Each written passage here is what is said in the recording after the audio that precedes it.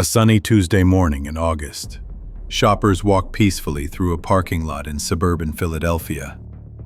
An armored truck sits outside an H-Mart grocery store. The driver steps out, ready for another routine cash pickup. Then, in seconds, everything changes. Two men wearing hoods rush forward. One carries an AR-15 style weapon. The other holds a handgun.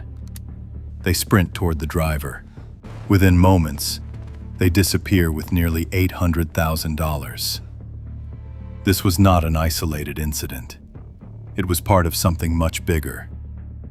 During the summer of 2025, Philadelphia experienced one of the most shocking crime waves in its recent history. Armed robbers targeted armored trucks across the city and surrounding areas. They struck in broad daylight. They used military-style weapons.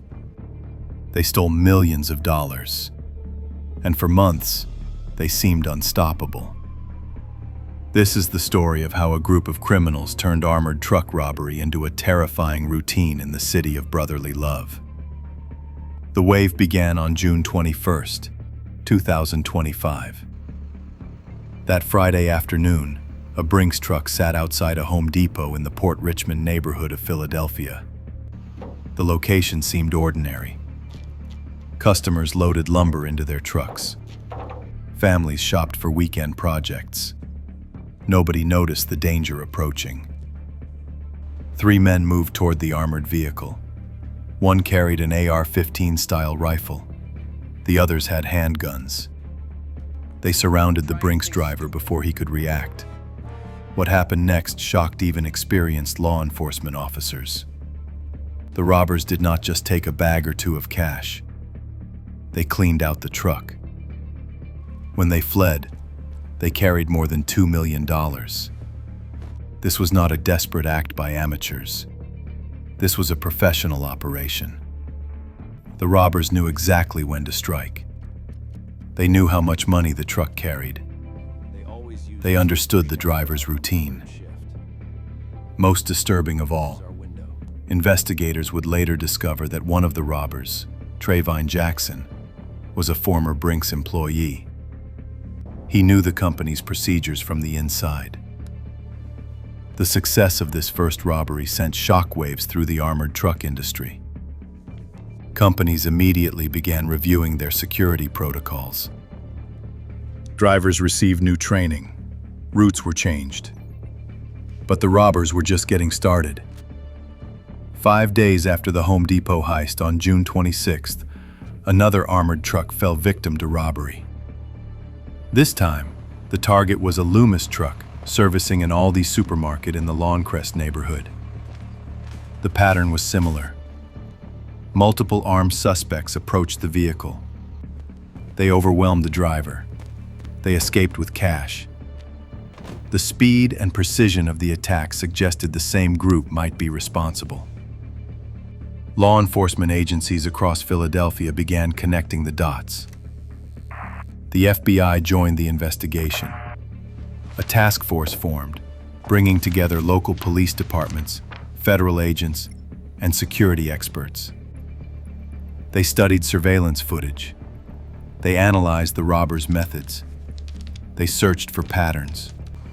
But while investigators worked to identify the criminals, the robberies continued. July brought no relief. On July 2nd, another Brinks truck was robbed outside a Dollar General store at a shopping center. The robbers had refined their technique. They struck even faster than before. Witnesses barely had time to understand what was happening before the criminals vanished with the money. The brazen nature of these daylight robberies spread fear among armored truck drivers across the region. Every stop became a potential ambush site. The psychological impact on drivers cannot be overstated. These men and women went to work each day knowing they might face armed attackers. They wore bulletproof vests. They followed strict security procedures. But against multiple attackers with assault weapons, they were vulnerable. Some drivers quit. Others requested transfers to different routes. The entire industry faced a crisis of confidence. On July 15th, the violence escalated. Two men attempted to rob a Bricks employee in Northeast Philadelphia. This time, the driver fought back. He opened fire on the would-be robbers. Gunshots echoed through the neighborhood. The suspects fled in a black Nissan with tinted windows. Nobody was hurt, but the exchange of gunfire marked a dangerous turning point. The robberies were no longer just about money. They now involved life-and-death confrontations. The public began to take notice. Local news stations led their broadcasts with updates on the investigation. Residents in neighborhoods where robberies occurred expressed fear and anger. Parents worried about their children's safety. Business owners questioned whether their daily cash deposits were secure. The armored truck robberies had evolved from a law enforcement problem into a community crisis. Behind the scenes, investigators made progress. They identified connections between the robberies. The same vehicles appeared near multiple crime scenes. Surveillance cameras captured similar clothing and behavior patterns. Phone records revealed suspicious communications. Slowly, a picture emerged of an organized crew targeting armored trucks across the Philadelphia region. The breakthrough in the Home Depot case came through careful detective work. Investigators discovered that the getaway vehicle came from Enterprise Rent-A-Car. They traced the rental to one of the suspects. This connection, combined with the revelation about Jackson's employment history with Brinks, gave prosecutors enough evidence to make arrests.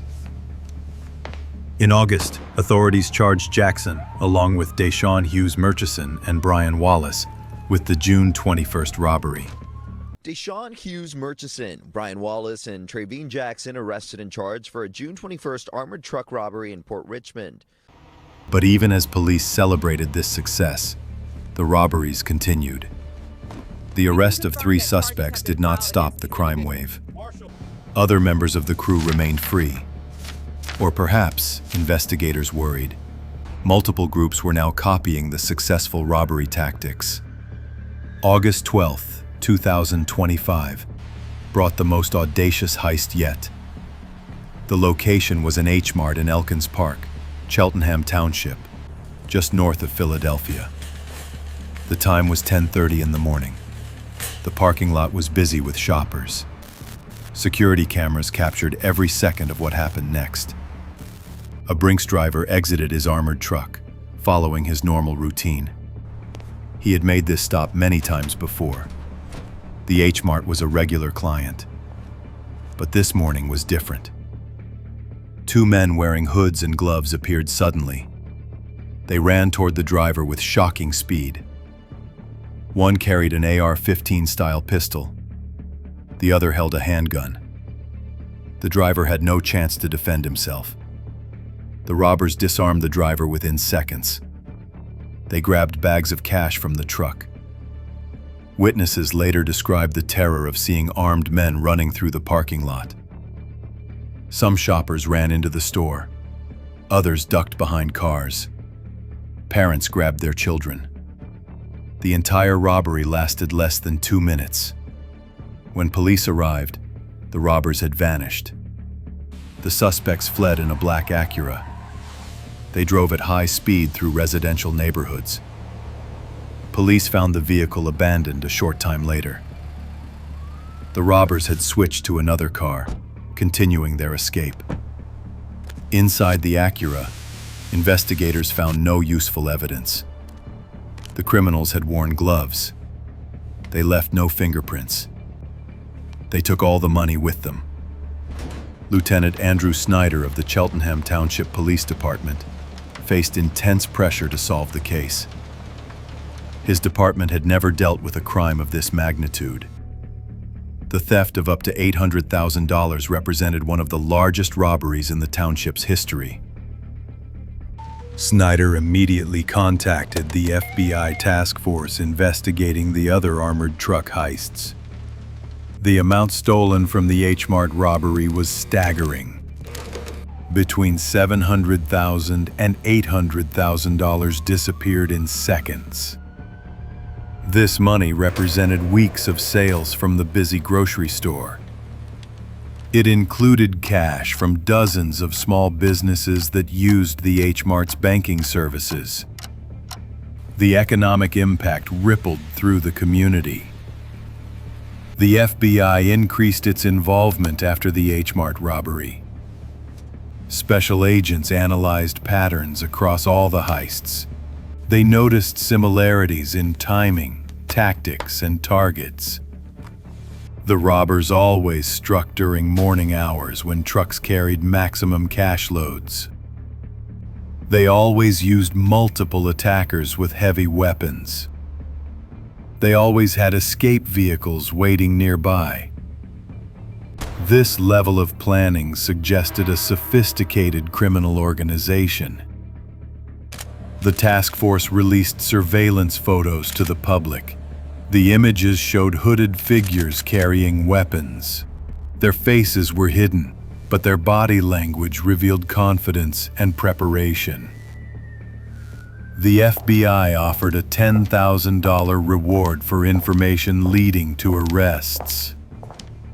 Tips poured in from concerned citizens. Most led nowhere, but investigators followed every lead. The impact on the armored truck industry was devastating. Insurance rates skyrocketed. Security companies struggled to retain drivers. Some smaller firms stopped serving high-risk areas entirely. The cost of moving cash through Philadelphia increased dramatically. These expenses ultimately passed on to consumers through higher banking fees and service charges. Local businesses also felt the pressure. Store owners who relied on cash transactions worried about their daily deposits. Some hired private security guards. Others changed their banking schedules, hoping to avoid patterns the robbers might detect. The normal rhythm of commerce in Philadelphia was disrupted by fear. The robbers seemed to understand the psychological warfare they were waging. Each successful heist emboldened them further. They struck with increasing confidence. The weapons they displayed grew more intimidating. Their escapes became more elaborate. They were not just stealing money. They were challenging the entire system of commercial cash movement in a major American city. Law enforcement faced criticism from multiple directions. Politicians demanded immediate arrests. Business leaders called for increased police protection. Community activists worried about the potential for innocent bystanders to be hurt in future robberies. The media scrutinized every aspect of the investigation. The pressure on investigators was immense. Meanwhile, the families of arrested suspects dealt with their own trauma. Trayvon Jackson's lawyer described him as a dedicated family man with no prior criminal record. How does someone with a steady job and clean background become involved in million-dollar heists? What desperation or greed drives such choices? These questions haunted the families left behind when suspects were arrested. The investigation revealed troubling insider knowledge within the armored truck industry. Jackson's employment at Brinks gave the robbers crucial advantages.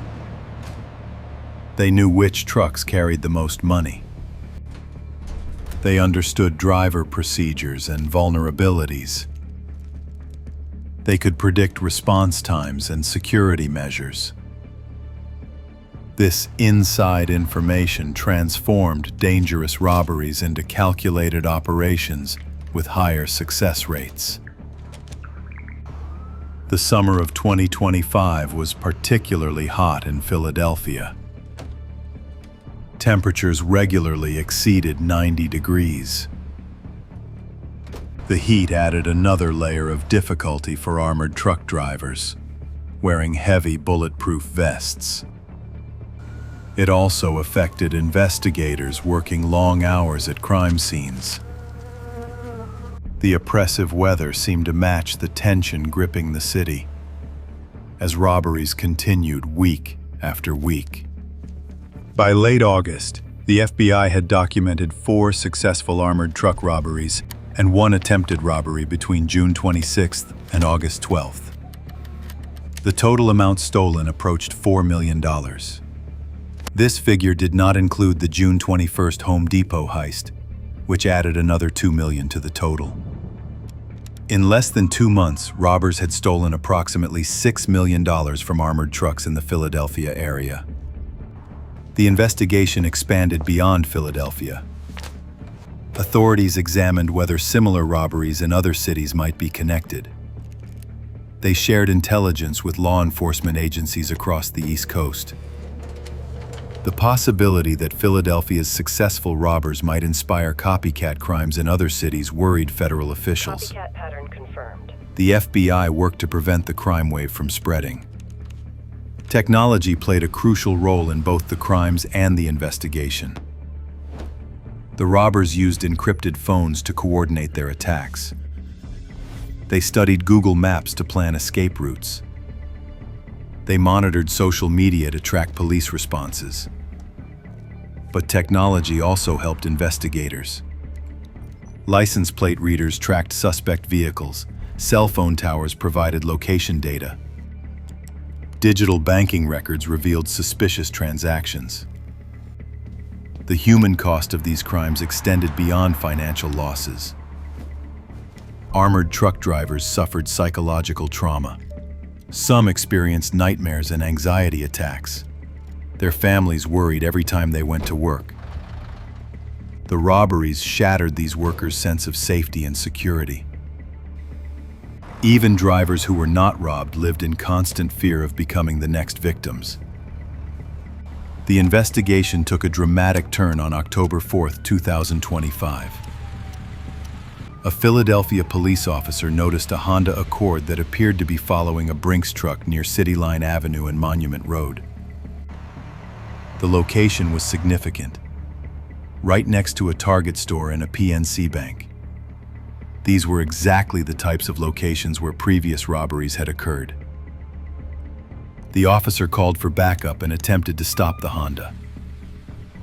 Instead of pulling over, the driver accelerated, racing away from the scene.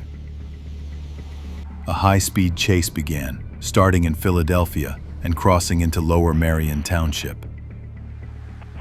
Police cars from multiple jurisdictions joined the pursuit. Helicopters tracked the fleeing vehicle from above. The chase ended in Bala Cynwyd, when the suspects abandoned their vehicle and fled on foot. A massive manhunt followed. Police with dogs searched neighborhoods. Residents were told to lock their doors and stay inside. Schools went into lockdown. For hours, the normally quiet suburban community became a tense crime scene. By the end of the day, police had arrested 3 suspects.